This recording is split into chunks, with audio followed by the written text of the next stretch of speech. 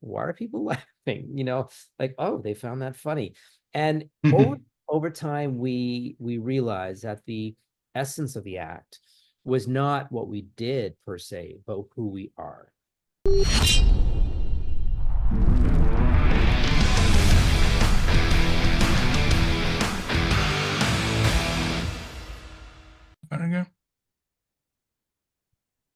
Well, hello everybody, and welcome to another edition of the Ronin Leadership Podcast.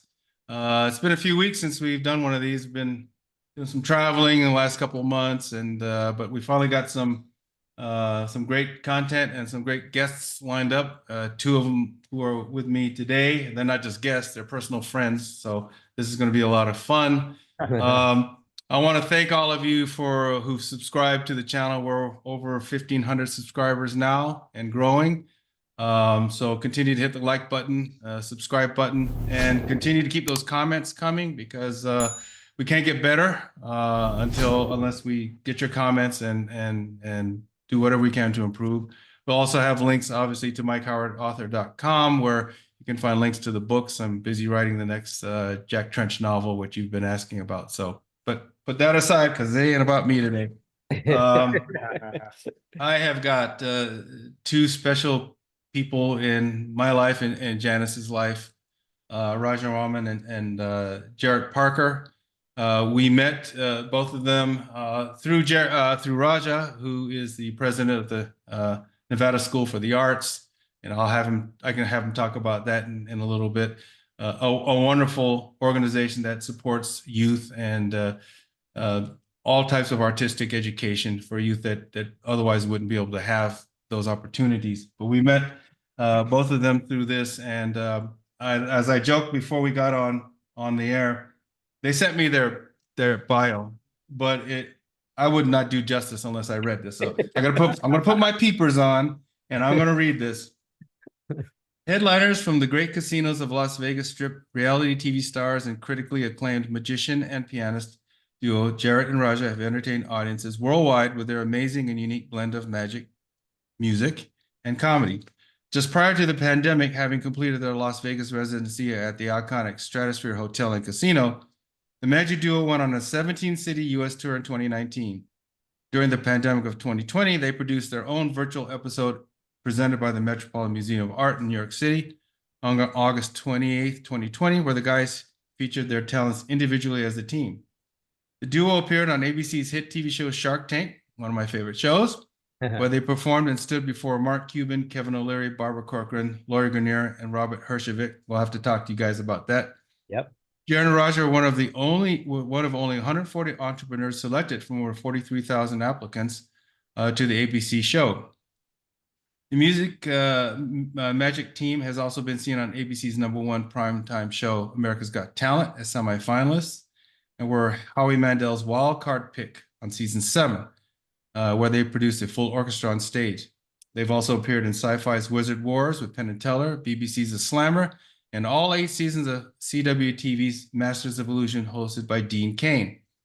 They also appeared on the CW-TV for Masters of Illusion Christmas Magic Special. The two talents came together at an impromptu performance at the Friars Club in New York City. They subsequently performed as a cabaret act in Greenwich Village, Lincoln Center, and multiple times at Hollywood's prestigious Magic Castle. Since then, they've performed their live shows to over 2 million people worldwide. The guys co-starred in America's Got Talent Live at the Palazzo in Las Vegas, where 5 of their TV show's most popular acts comprised the lineup produced by AEG Fremantle Media. They headlined in a $35 million Mark Fisher production at Resorts World Singapore called Voyage de la Vie, that was directed by Phil McKinney. And the guys then worked with Cirque du Soleil director Guy Caron, who did Ka and Dralion during their second year in Singapore. They've wowed audiences at the legendary Vegas show Jubilee at Bally's Hotel and performed with the rock band One Republic. Director Kenny Ortega, we've all heard of him, High School Musical, Michael Jackson's This Is It, brought their show to London for special appearances with David LaChapelle, Pamela Anderson, and the Pussycat Dolls. They've also starred with in China's Elements, the prestigious Edinburgh Festival, sold-out British tour, and China's Shenzhen Music Festival. Magician Jarrett Parker worked with the legendary Harry Blackstone Jr. and was mentored by the creative mind behind Doug Henning and numerous Broadway shows. Charles Reynolds, world-renowned magic consultant Johnny Thompson helped create almost every piece of magic they perform. Currently, Jarrett is one of the world's leading magic consultants for international theater, with his latest project produced in Sanya, China. He currently produces a YouTube hit series, Stop Like Magic, where he does a magic trick at a red light before it turns green. Yeah, I like that. No cops around, hopefully. Right. Yeah. Pianist Raja Raman is a graduate of the Juilliard School, where he studied with Seymour Lipkin, Jerome Lowenthal, Byron Janis, and Lev Lysenko. Raja has toured Europe with legendary conductors, I'm going to butcher the name, but Mstislav Rostropovich, Sir George Solti, and Iona Brown. In addition, he is taught at the Juilliard School and currently is president and CEO at Nevada School of the Arts. Raja is an active concert pianist with frequent appearances at the Met in New York City. He has performed on The Late Show with Stephen Colbert and has made his Moscow Conservatory debut in 2018. They produce their own charity show, Finding Magic, where they perform monthly shows for underserved kids in Las Vegas. So that's about it for the podcast. And we're done now. We don't, there's really nothing more to talk about with you two. It's funny, you forget everything you've done. And so hearing that, I'm like, wow, it's kind of neat. Wow, I forgot about all Well, that. I was concerned that I didn't want it to be an obituary. Yeah. I know, right? Yeah.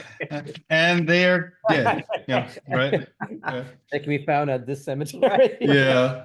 No, I think first of all, I needed to have that in context for the people listening, because I think it's amazing. Like you said, when you hear it, it's amazing the body of work you've done, and you're still doing it, right? Yeah. So if I want to peel this back, I guess let's start with, and you guys can tag team. And Sure. Were you, as you were growing up, were you always interested in performing or magic, or I mean, is this something in your DNA? Speaking for myself, I started piano lessons at the age of 8, which is not early. 6 would be early, not too late. It's kind of in the middle of the road. When I started piano lessons, my brother played. I thought, I loved music. I immediately responded to it. I asked my mom for lessons. And my journey began then, and essentially I started winning competitions, like local competitions in Ottawa, Canada. And once I started winning, as Jarrett says, with magic, I kind of got that bug. I realized that everywhere I was going locally, I was, regarded as, oh, Roger's walking in the room, he's gonna win everything. Oh man. and that really kind of helped with my confidence. And my personal goals, like, wow, I think I can do this. Because prior to that, PJ, I really wanted to be a neurosurgeon. Oh, wow. Okay. Yeah, I had my mom and dad buy a doctor's kit, the whole thing. And I had a stethoscope, it was plastic, and I had a good time doing that. But then once I fell in love with music, it was clear that was good, what I wanted to do. And then it was about just, attaining that level of discipline, attaining that level, which was very hard for a kid, because as a kid growing up, having to practice 2 to 3 hours a day, Right. you don't have time for your friends. You don't have time for social events and parties and birthday parties and movies and concerts. You just don't. And sleepovers, you don't, it's a reality I have to really digest. And my parents were very supportive, but very strict. And they always said to me, Raja, you need to look at this as preparing for the Olympics. You are a gymnast. You are in that gym 6 hours a day. You're going before school, after school, and homework is at night. Great. But that's what you're doing. And they made me watch Olympics, and they made me get inspired. And that's why it's funny to this day, when I watch Olympics, I continue to be inspired by not necessarily the performances, the results, but inspired by the journey these athletes have come through, have gone through to get to where they are today. For me, the work and the journey is almost more valuable than where it leads to. And for me, that's why really I have such a passion for being the president of the school, because what I'm able to do is to witness a journey of these students, to encourage and to help and foster a more fertile ground for these kids to have a more productive journey. I'm all about that journey. So yeah, that really was my beginning. And after winning competitions and all that great stuff, I auditioned for Juilliard. My dad was very strict. He was a professor. He said, listen, if you're going to pursue life in music, there's only one place you're going, Raja. It's Juilliard. And him being a professor, he was big in education. And he said, if you can't get a Juilliard, then what are you doing entering music? Very important point, right? Very good. Wow. Okay. So I said, okay, Dad. So I auditioned and I got in, and I had a great time just going to school at Lincoln Center, which is very inspiring with dancers and actors and musicians all around you. And then my journey eventually led towards meeting Jared and us getting together, personally and professionally. And here we are today. And that's kind of how I started. Your turn, Yeah, Jared. my turn. Wow. Yeah. Thank you. Yeah. Follow up. Well, the interesting thing about us, and we had no idea about that, is how parallel our lives were Yeah. at such a young age. Same age, 8 years old. I was first introduced to magic. Actually, it was on a ship. It was the SS France. My dad also was a professor. He's a professor at Yale. And Okay. Wow. yeah. And so he was on sabbatical, and so we were going over to England. And on that trip is when I saw my first magic show. And I'll never forget it. The guy was doing what we call the eating razor blade trick, where you Okay. blades and then pull them out on a thread. And the guy had cut his finger, and I was so concerned about the magician, I ran to my cab for a Band-Aid for him. But that continued on, and I went to my first magic shop in London on Davenport's. Mhm. The oldest magic shop in history. Of the world. So yeah, and what happened is, in magic, you get what they call the magic bug, and all I could do is just think, eat, drink, dream of magic. And basically, my dad got me a magic set. I learned my first magic trick, which was a cut and restored rope trick. And I was good at it as even at that age, and I was fascinated by it. I was reading anytime I could on magic. Came back to the States, and then at base at 11 years old, I was starting to do kids' birthday parties, Wow. and I just would do a ton of kids' birthday parties, and I was having some trouble in school as well, basically with bullying and all of that. And I used magic to become popular, and that is what saved me. So I continued to do it, and then from there, I created a little troupe of friends, because I loved the bigger magic as well. And at that time, Doug Henning, the magician, was just starting with the magic show on Broadway. And when I saw that, it was just, forget it. This is all I want to do. Yeah. So, so I started to actually physically build these props. The group that I had, my friends, we started to perform all around the tri-state states, and in New York and New Jersey and Connecticut. And we would go to clubs, at that time, they're like the discos and stuff, till like 1 a.m. We were doing shows, and And you were very underage. I was very underage. Yeah. And then what happened is we got, this is funny. There was a big audition in, there's a paper for all a trade paper for the actors called Backstage. And in there it said that the Playboy Club in New York City was looking for acts. Now I was 14 years old, and so we were like, "Oh, we have to audition." So we all, one of my friends was actually of age, and so Right. she was the driver. Okay. And so we drove into New York City, and we auditioned at the Playboy Club on 59th. Amazing. And that Amazing. audition, there were 1,500 acts that auditioned, and we were only 2 acts were brought in, and we were one of those acts.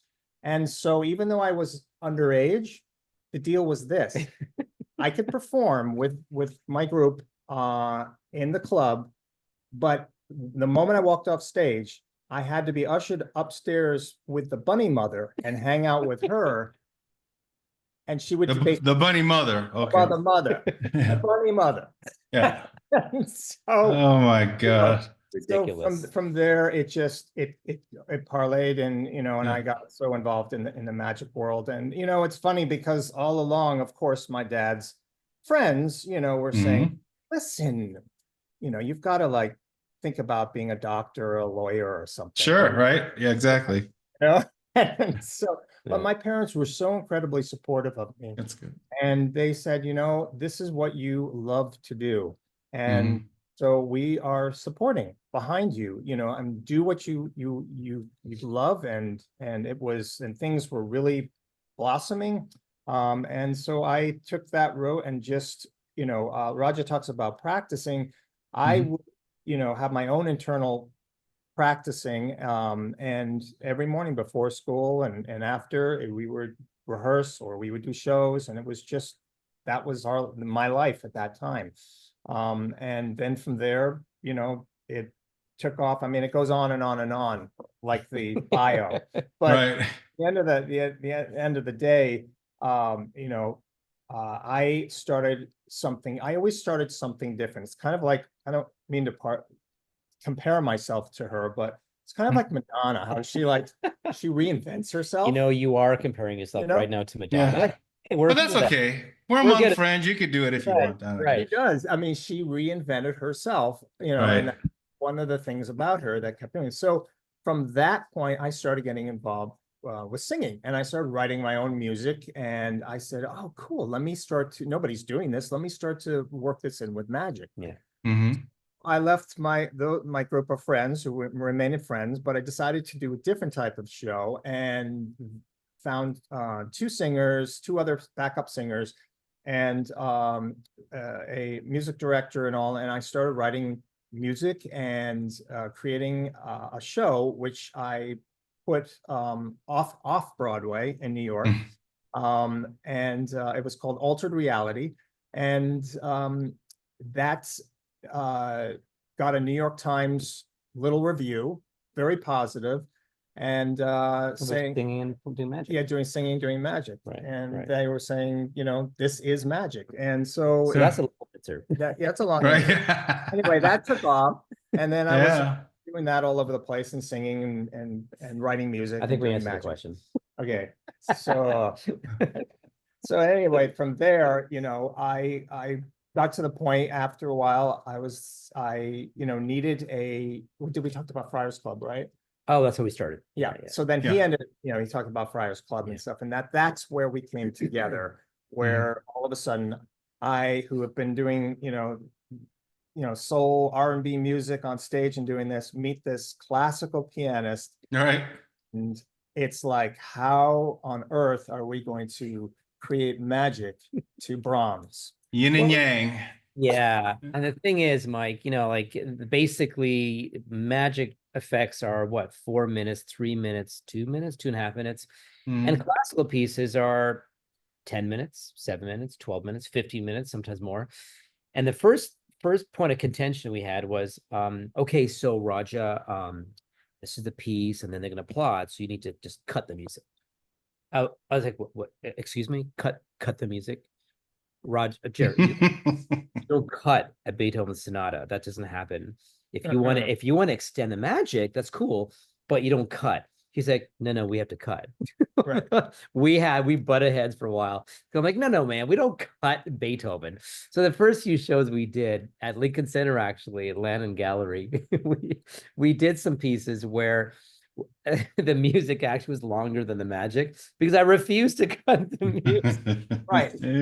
And so the audience would applaud after the magic, but then I keep on performing, and they'd just politely sit there and wait, and then I'll finish record, then they'd perform, then they'd Actually, clap. no, that's not true. I would finish the magic piece. They didn't applaud, and I was wondering why. And then they applauded at the end of the piece, as you call it. Right. I see.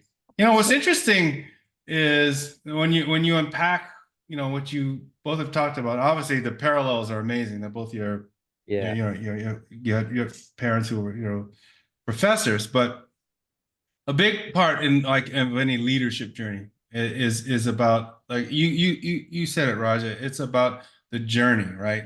Like you mentioned Olympics, great analogy. You see these folks at the top of their game, but all the blood, sweat, and tears.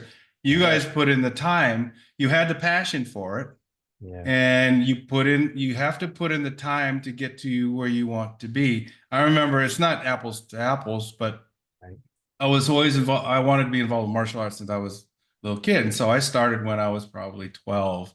Yeah. But it was so passionate to me that not besides the lessons, I created a dojo in my own house and just practiced every day. And Yeah. you know, it was a big part of my life for a majority of my life, you know, until my bones started getting a little older. But it's interesting to see. So that I think that's really cool. So I think that's a good lesson. But the other part about it is, and you just started to touch on it, it's like in business, right? And you both are business people as well as entertainers.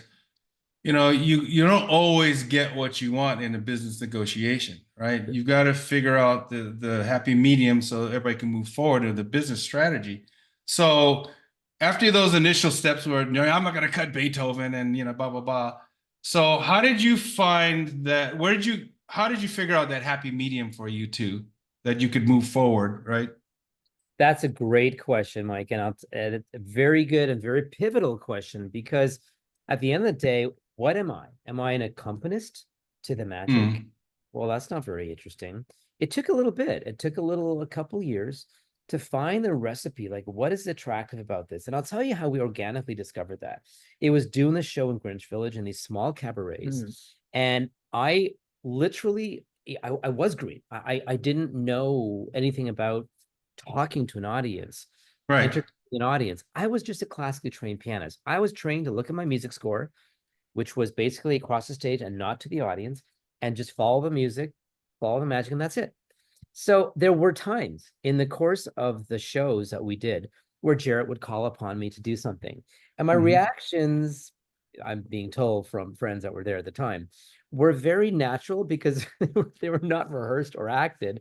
Right. It was reactions of like, what's going on, or what do I do next, or and it was a classical pianist trying to work with a magician, and a classical pianist not really knowing what he's doing on stage.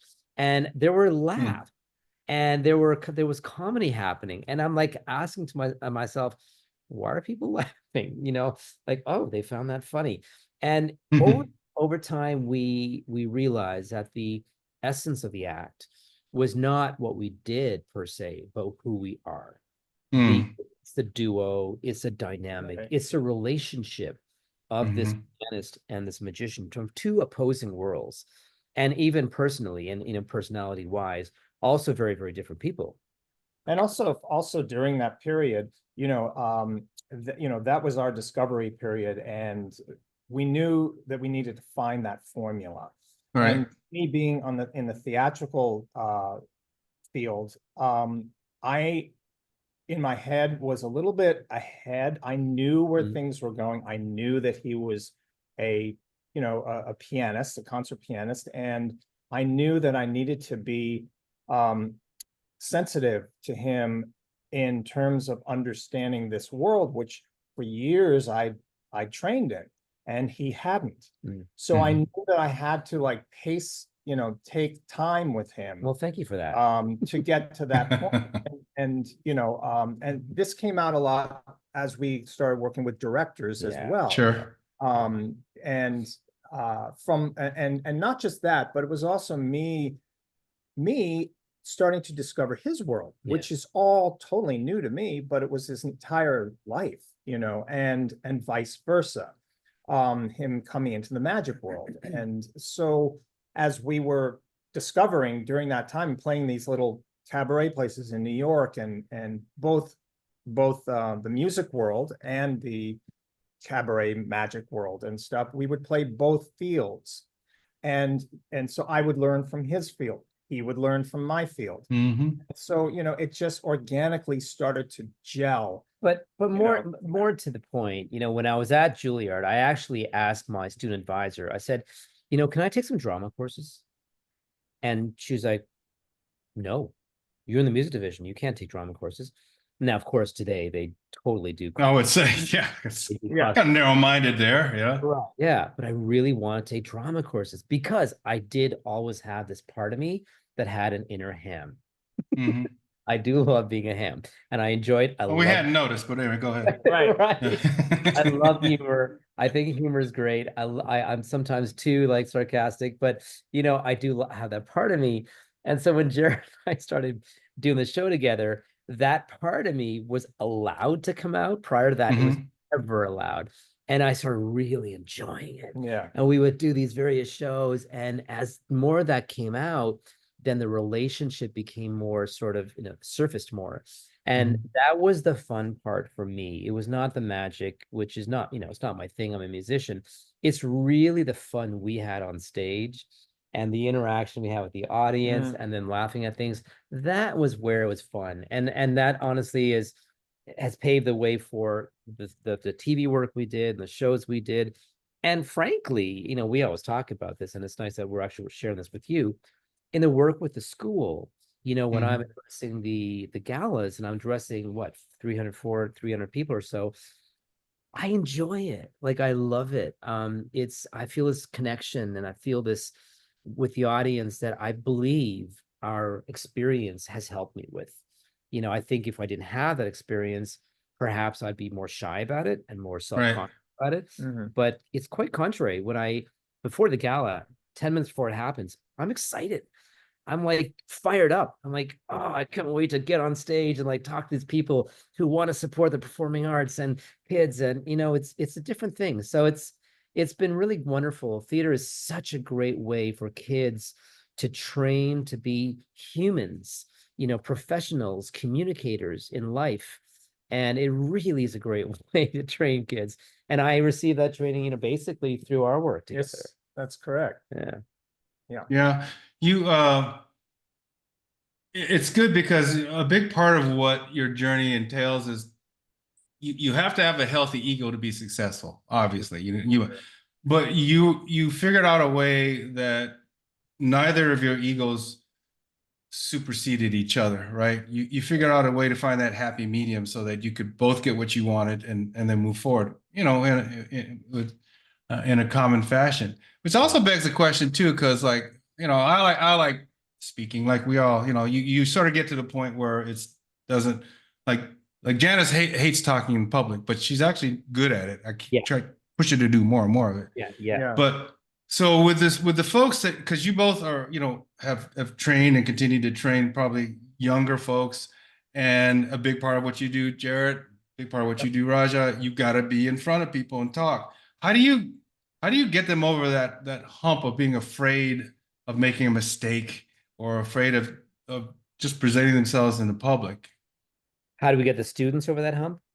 Yeah, that's a big one. It's always a conversation that we have with the students, and nerves is, yeah, it's probably one of the biggest components that students have to overcome to let their natural selves come to the surface.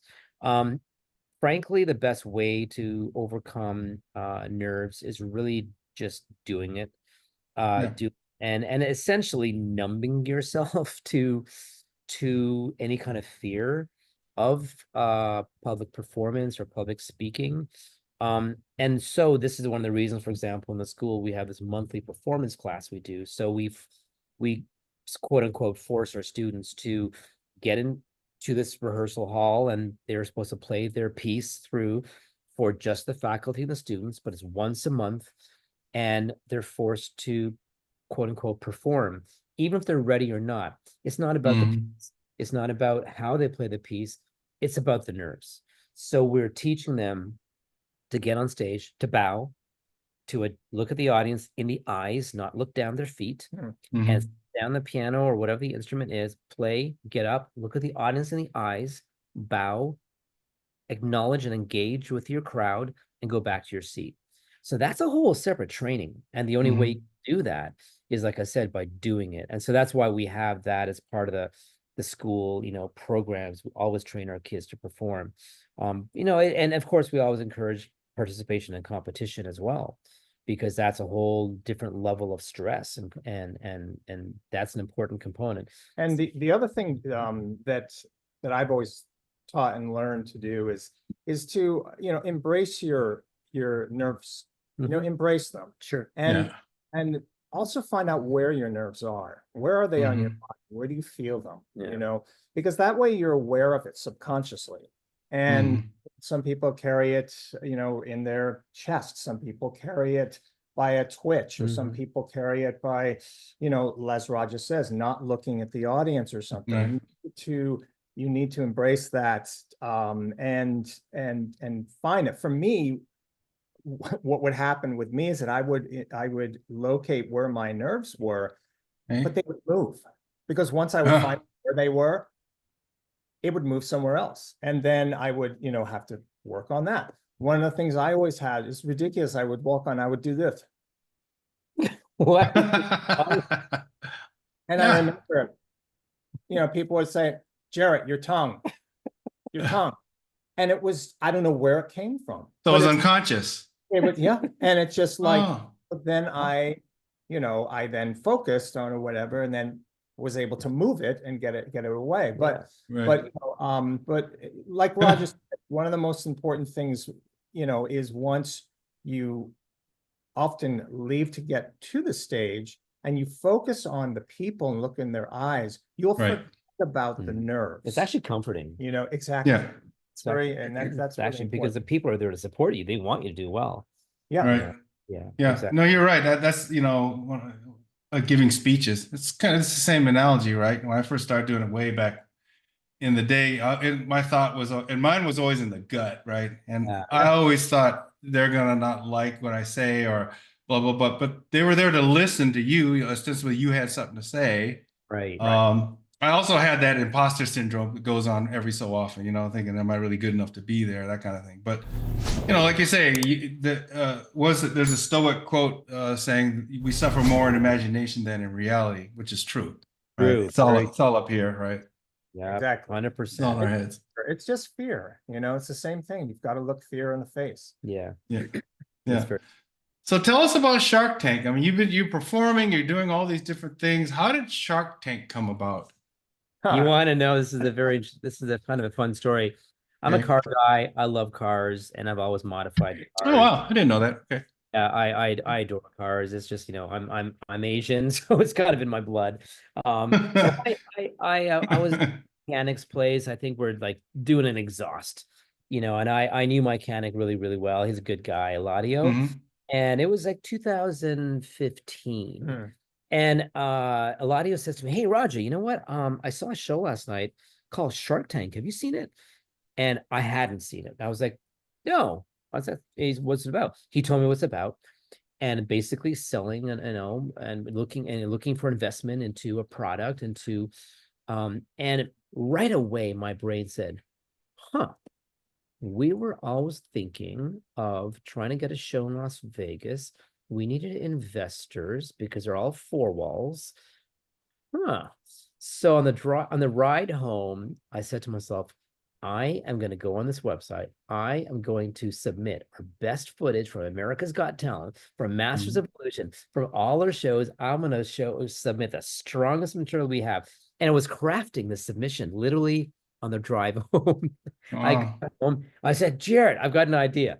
And I remember literally, I didn't skip a beat. I went right to my little home office, and I went to the website. I uploaded the videos, the material, bios, everything. I pressed submit. Now, this was a Friday morning, Friday noon, okay, Friday at noon. And I submitted it. And I said to Jarrett that afternoon, I said, "You know what? I don't think they've ever had an entertainment product on before the show. They've always had hard products to sell, but not an entertainment product." And so I said, either they'll want it or they'll absolutely not want it, but there'll be no in between. And so the weekend passed, and Mike, I tell you not, man, Monday morning, it was 9 o'clock a.m. I got a call from an 818 area code. Now we all know that's Burbank, man. It's like, I was like, Right. "No, Jarrett, 818." And it was Shark Tank. It was literally the next business day. They said, "Hi, we received your submission. We think it was very strong. We would like to present you on Shark Tank." There was No way. yeah, man. It was that simple. Well, Jeez. that's not quite, we had to do the setup. We had We to did do one. we did a mock presentation. Right. Remember? Okay. They said, Yes. "You guys just give us a mock presentation of what you would do for the sharks. Mhm. So we set up our warehouse with our banners behind us with a proper Right. two, and we did like a pitch essentially. Basically, yeah, they wanted a mock pitch, so we did a mock pitch. And we dressed up the whole thing. And I think it was like maybe, I don't know, 5 minutes, 10 minutes, Right. whatever. But we did present that to Yeah. them. And it was fine. And we got a producer. They gave us a producer to work with, Kate Ryu. And we worked with Kate for the next 9 months on the act, what we'd do, how much we'd ask for. Now, Mike, that was amazing because that brought us to the next level of business knowledge because we had to get Yes. pro formas done. Yeah. We had to get Mm, mm. financial documents. We had to, I mean, it was a presentation for a boardroom presentation. That's what Shark Tank is, right? It's a boardroom presentation.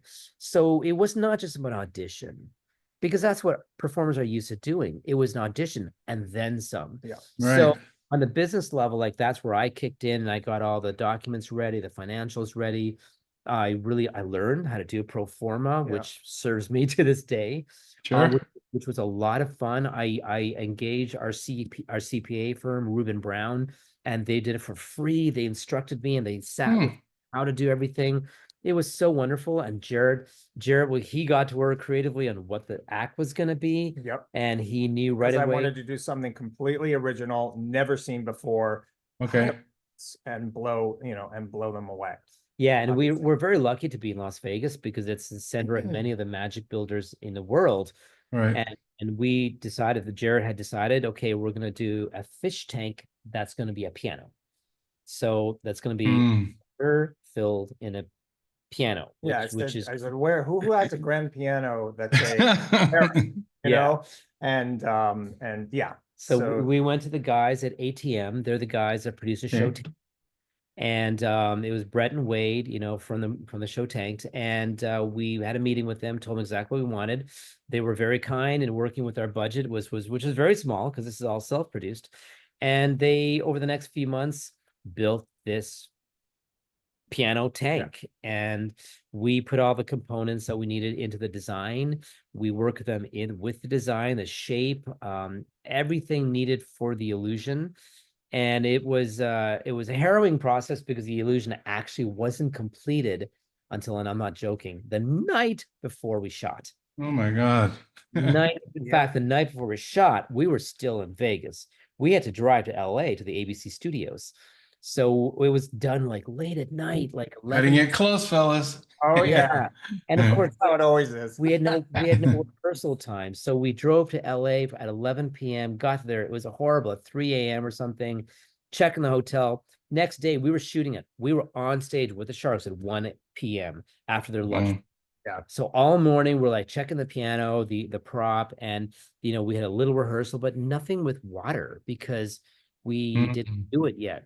And the funny point really is it's a fish tank piano. And the keyboard part of it is an electric keyboard, which fits into it, which is a standard kind of setup for piano shells, which is electric. With water. Yeah, that makes sense. Water. And the Sharks were going to be literally, like 9 feet away from us. Yeah. So yeah. so it's like, wow. So in rehearsal, which So- was essentially around 12:30 in the afternoon, and like I said, we were in costume. The Sharks were coming in 1. We were, for the first time, trying the illusion, and we didn't quite, I won't give it away, but No. we didn't quite take into account the factor of displacement. Yes.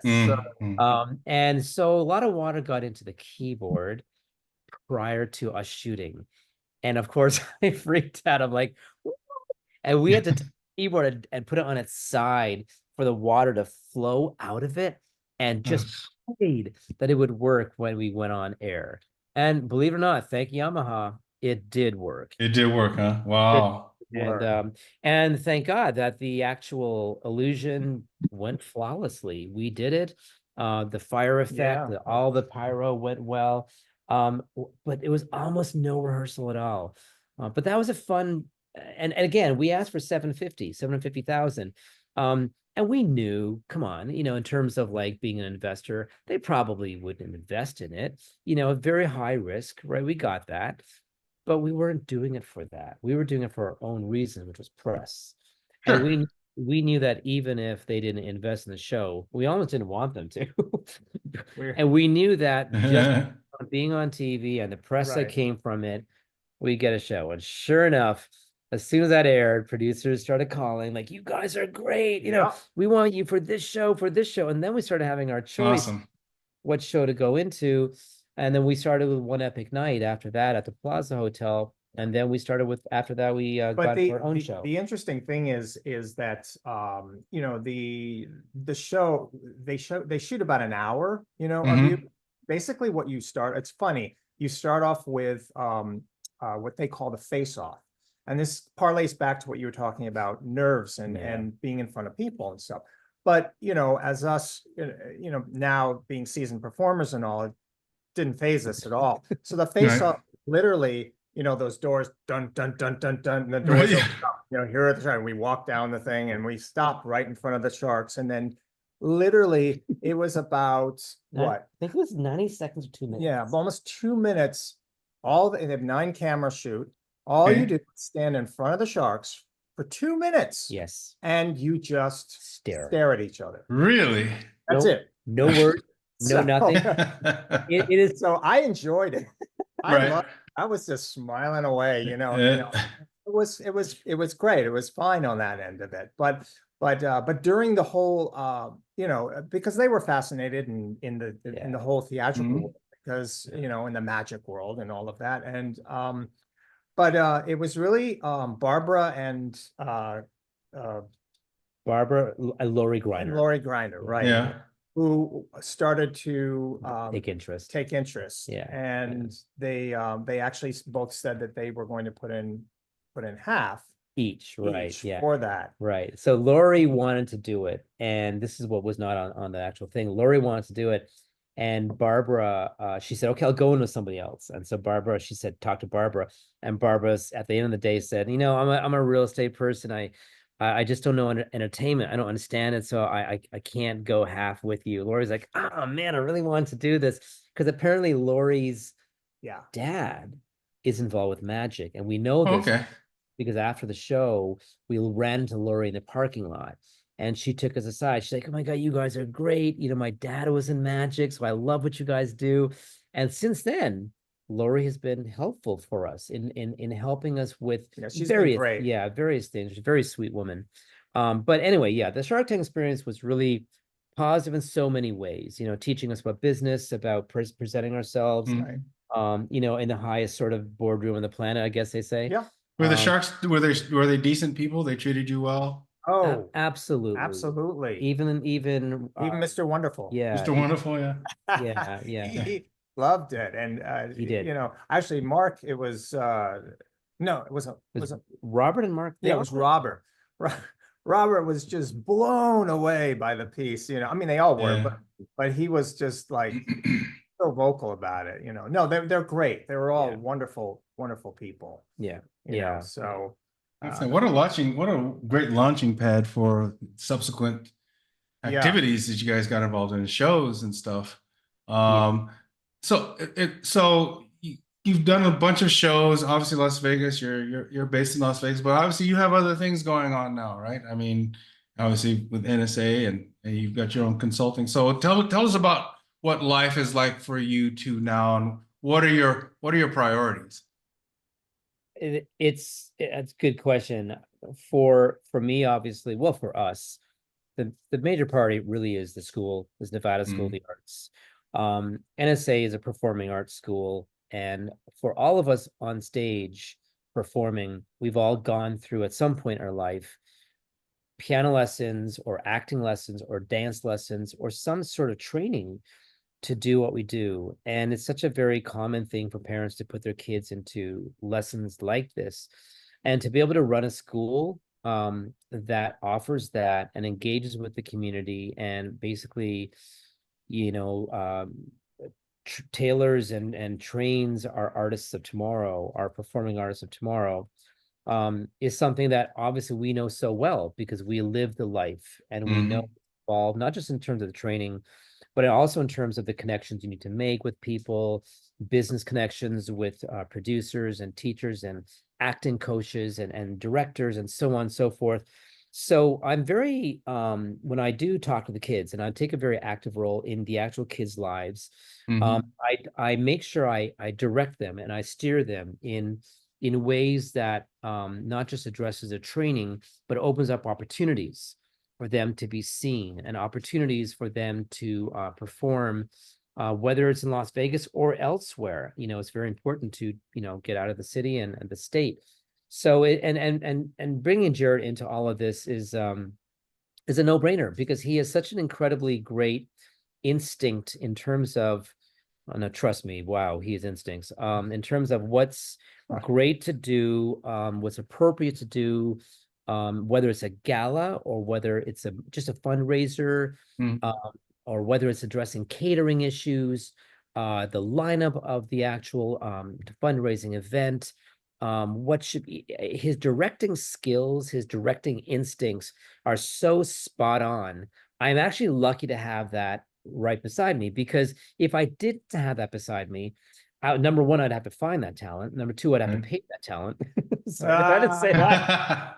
But say that. But not just that. I've got somebody beside me who I trust implicitly, trust with my life, and having that person have that trust, is something you need to be able to say, okay, handle a gala in terms of the lineup and everything. And I don't even blink an eye. I know it's going to be unbelievable. I know his instincts are spot on. And I'm just lucky. I mean, that's the team that, we are. And and even his work he is in props at Cirque du Soleil Ka. Right. And with his work in Ka, and now he's being asked to consult on a few theater productions in Las Vegas. On other elements, he asks me, okay, what do you think of this? How should I handle this? Even certain contractual points or how to handle business conversations with no, I think where we left off was where speaking about how our life on stage and off stage are sort of one and the same.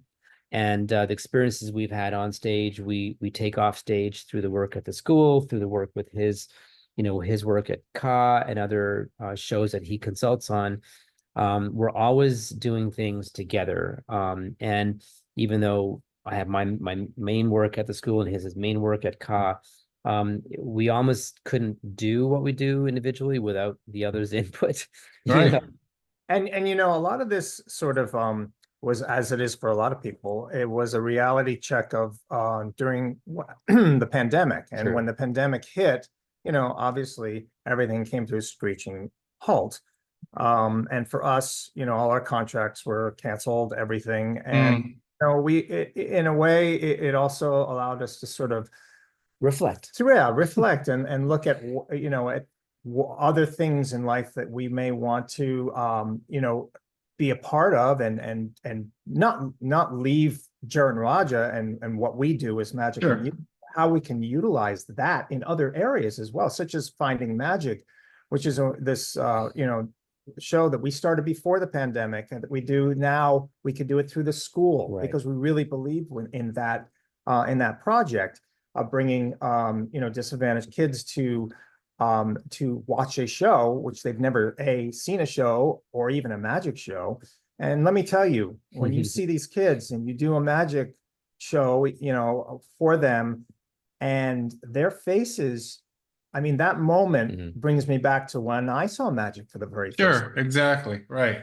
Everybody should have that opportunity to see magic because, I mean, the world's magical and there is good in that. So we do that. And then we do a hands-on teaching with them. So they get to actually learn a trick and then they take that trick home. And, and that's and to be able to platform Finding Magic at the gala where David Copperfield has, it was $10,000 to support Finding Magic for an entire year.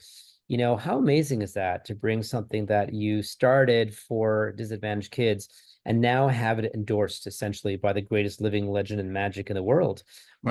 That's really powerful. That's really awesome work. And To this day, we text him pictures from the various classes that we do with the kids, and it's very gratifying for him that it's continuing so nicely. So it's just we It's have giving back with your gift. Yeah. That's Yeah. really obviously what life at the end of the day is really all about.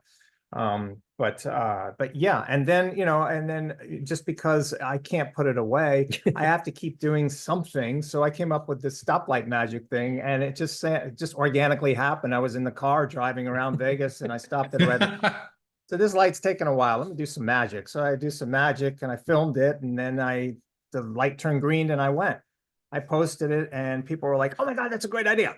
So, one thing led to another. So now I do I shoot these spots, stoplight magic, and it's on YouTube, on the YouTube channel, and on all, and it's been doing great. And I love doing that. And it's a wacky, funny little thing that We've actually moved it up a notch now. We actually have a producer that's helping us that really specializes in YouTube viral videos. Okay. Seth Leach. He's an incredible guy out of LA and Vegas. He sort of helped us bring it up a notch to make it more, to bring it more out there, get more eyeballs on it. So it's a good development for something he's been working on for 3 years. So we're excited about that. That continues the net. You continue to reinvent yourselves. Well, I also find it gratifying that you're of all the performances and everything, you're giving back to the community, as you talked about, which is really important. Yeah. I guess, and certainly we're going to make sure we have whatever links you want to the school, to the YouTube, to anything you want. We'll have it into the podcast so we can get more people watching you and supporting you. But I think it just came to my head because I don't ask this question of everybody, but you've had quite the trajectory, right? Together, individually, and then together. Yeah. Obviously, you've had a lot of successes, and we all took hits back in the pandemic, but there had to have been times or a time when something didn't work out. Mm-hmm. And how did you bounce back from that? What's the lesson learned from a leadership, business, personal perspective on something that maybe didn't work out as well as you planned, but you came out of it hopefully better? Yeah. That's a great question. We have had those experiences, and one of those, thank God, not too many, but one of the most powerful experiences was, I think it was in one of the shows, and when you deal with producers in Las Vegas, it can be a great experience and it can be a not great experience. Sometimes you're dealing with sometimes a rather sordid bunch, and you don't never know who you're getting in bed with, right? In business wise. And as performers, we are not always so savvy on that awareness. We are now. And so many performers have had experiences with producers that were not positive, and either they weren't paid or it always ended up with money going bad, right? and we have had one experience like that that that made us essentially go on tour to pay back something. And it was, even though that was unjust and unfair, we did it.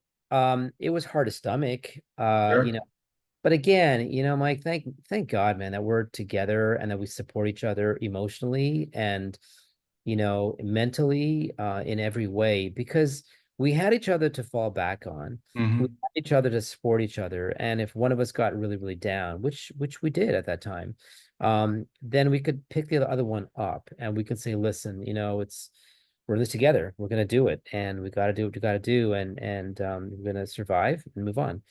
And we did survive, and we did move on, even though there were times that we felt like we weren't going to survive, or, everything's at stake, your cars, your house, your everything. You're like, oh my God, what do we, but we persevered and we survived, and we've grown from that experience, and we won't make those mistakes again. Right. And and as long as, and we're so big on, as long as our ethics, our morals, our integrity are never compromised, by these experiences where we become bitter people. We refuse to become bitter people. We'll learn from the mistakes.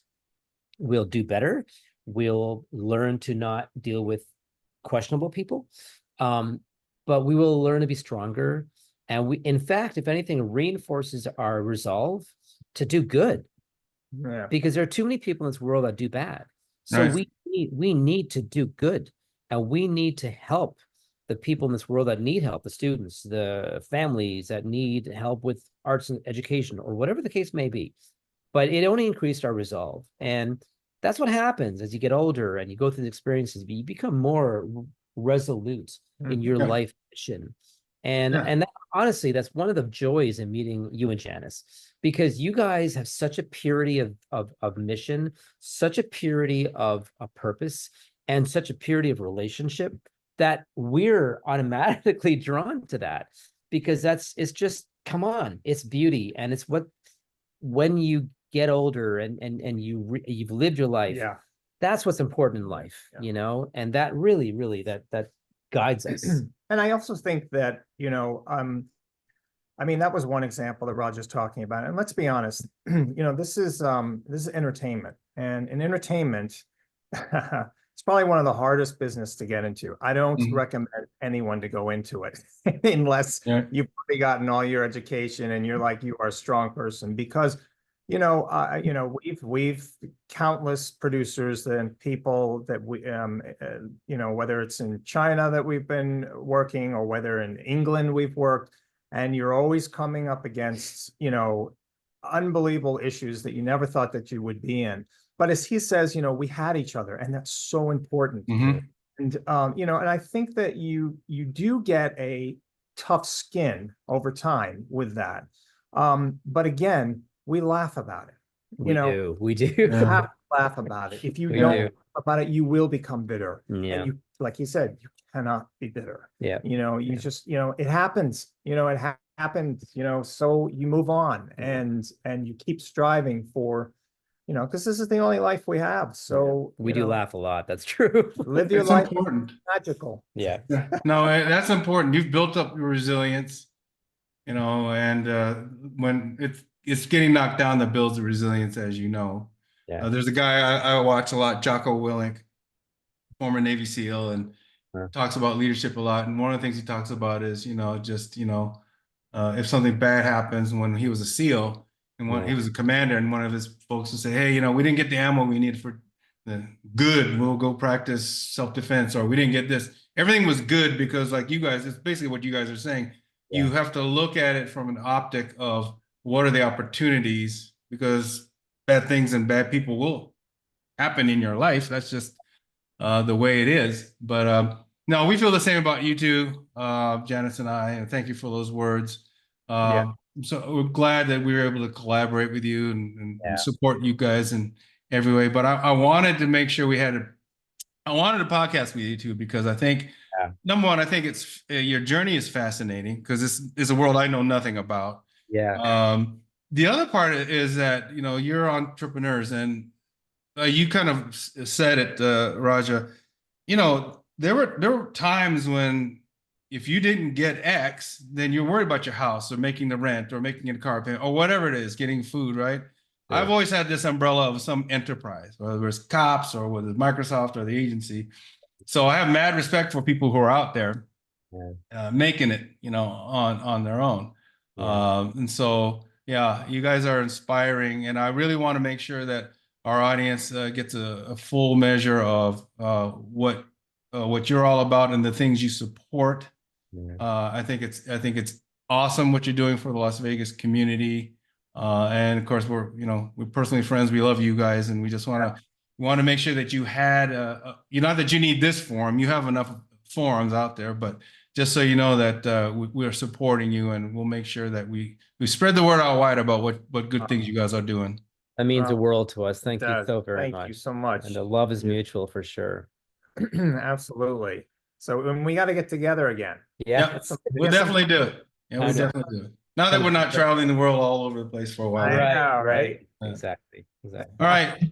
Well, thanks so much. And I want to thank all of you for listening to this edition of the Ronin Leadership Podcast. Again, go to mikehowardauthor.com, hit the like button, hit the subscribe button. We'll have links where you can find out what Jarrett and Raja are doing. And if you want to reach out to them personally, I'm sure they'd be happy to talk to you. And we love for you to support their causes too. So until next time, make it a good day, make it a good week. We'll talk soon. Thank you. All right, thank you.